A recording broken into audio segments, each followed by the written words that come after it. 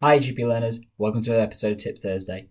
On this episode, we're going to look at how to use social media as a clinician, starting off with Twitter. It's a method many of you contacted me over the weekend about, and what we're going to look at, first of all, is how to sign up, and more importantly, in brief, what Twitter is and why you should use it, and the important aspects of using social media and Twitter as a clinician. Following episodes, we'll look in more detail at things like the anatomy of the tweet and how to actually use it as a clinician. I hope you find this useful. As always, you can contact me via Facebook, Twitter, as you'll be able to do after this video, or any other methods. Make sure you watch the full video on YouTube or the Facebook page. And as always, comment, share, keep EGP learning. See you later, guys. Bye.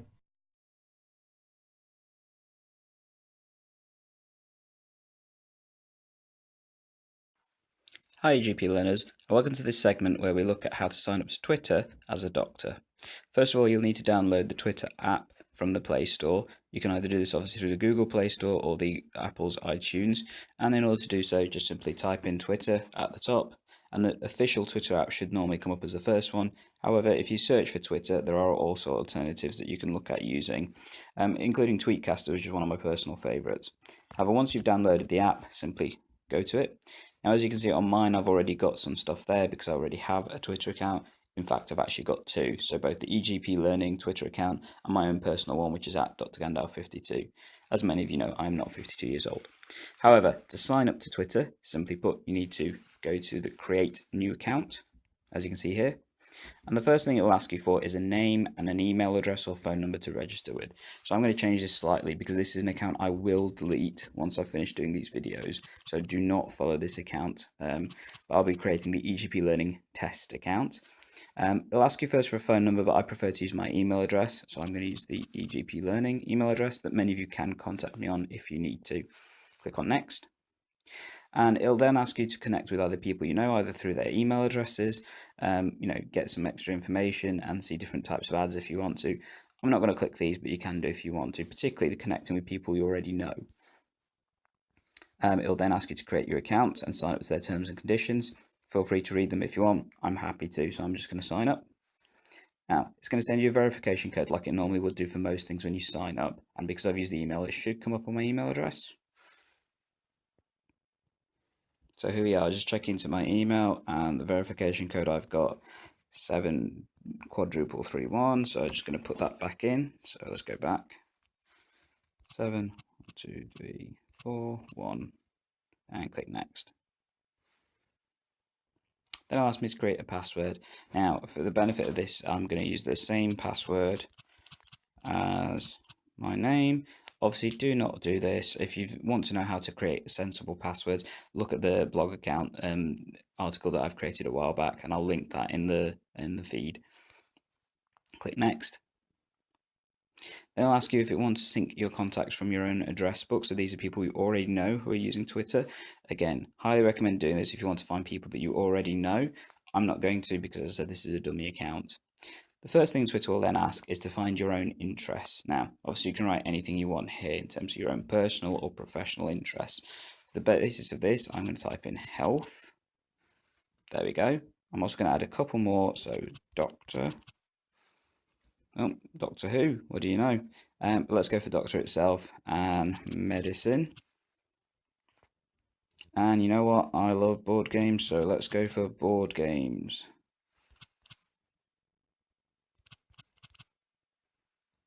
Ooh, what do you know? Board games doesn't get. Ah, there we are. One word. Okay. So there's a few there, and it will also suggest some other ones that you can sign up to, as you can see. I'm going to click next.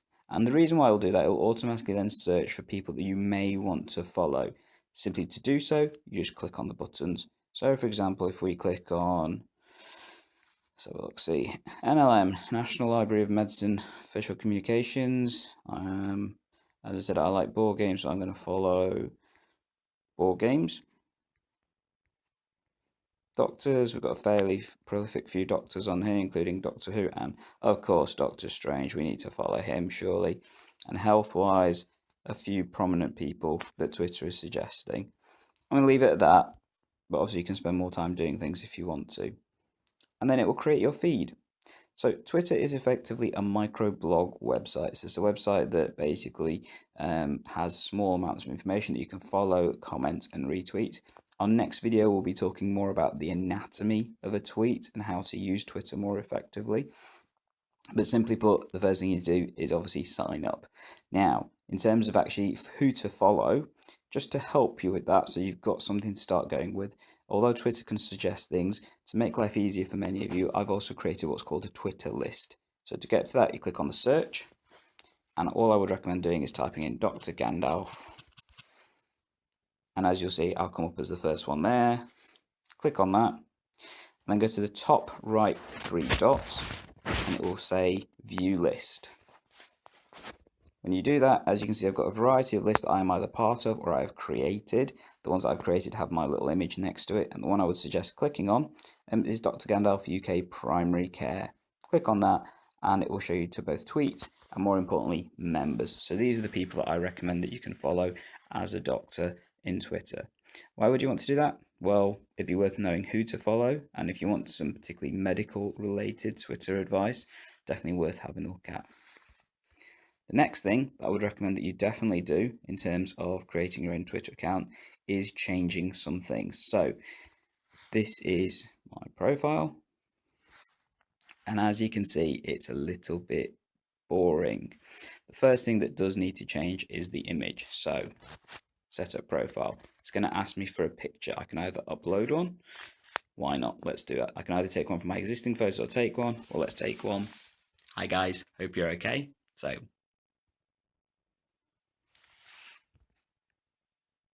that'll do. No, it won't, but you know what I mean. And click next. They'll ask you to upload a Twitter banner. So in terms of how this works, this is simply a image that goes in the background of your Twitter profile. Again, you can either take a photo or choose an existing one. Again, I'm going to... So a photo of the carpet, just for the sake of it. However, make this personal, and it will show you that there's only particular parts that you can use. If you look at my personal one, I've actually got an image of Matt Smith's Doctor Who and Gandalf having a little battle with their broomstick and wand. Why not? But I do recommend changing them. And then it'll ask you for a bio. So this is simply a short amount of data to show who you are. You're welcome to put anything you want. Important to know that the GMC does suggest that you should make yourself identifiable if you plan on tweeting in a medical capacity. That is important to recognise, and in some cases some people will even put their GMC numbers in their Twitter bio. Whether you do that or not is your choice.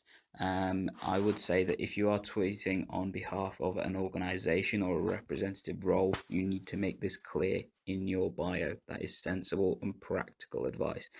If, however, you do have a significant role and you don't plan on doing that, make sure you put in your bio that these are your personal reflections and not representative of your roles.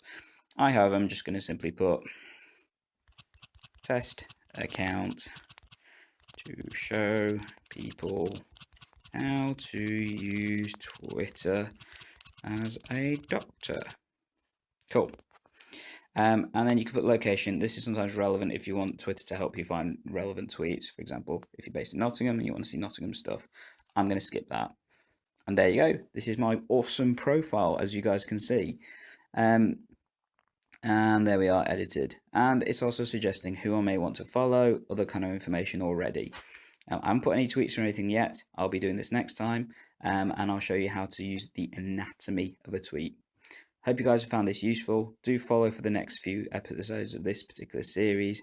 As always, you're welcome to follow us on YouTube, Podbean, iTunes, and on the blog, as well as other formats. Make sure you comment. Let me know what you think. Do you think this is sensible? Do you think it's not? If not, we'll find out next time. Anyway, guys, as always, comment, share, keep EGP learning. See you later. Bye.